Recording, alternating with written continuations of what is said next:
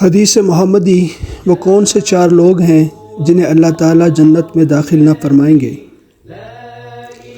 حضرت ابو ہریرہ رضی اللہ تعالیٰ عنہ سے روایت ہے، رسول اللہ صلی اللہ علیہ وآلہ وسلم نے ارشاد فرمایا،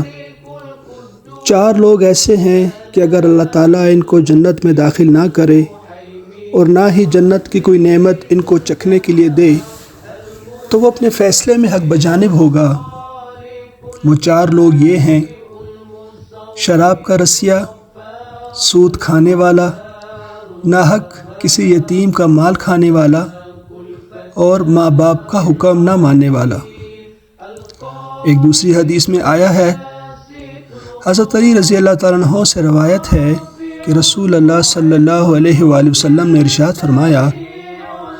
والدین کی نافرمانی سے بچو، کیونکہ والدین کی نافرمانی کرنے والا اور قطع رحمی کرنے والا اور بوڑھا زانی اور تکبر سے اپنا تیبند یا پاجامہ یا پتلون کو ٹخنوں سے نیچے لٹکانے والا ہرگز جنت کی خوشبو نہیں پا سکتا، جبکہ جنت کی خوشبو 1000 سال کی مسافت سے ہی محسوس کی جاتی ہے۔ بڑائی اللہ کی شان ہے جو کسی بھی بندے کے لیے جائز نہیں۔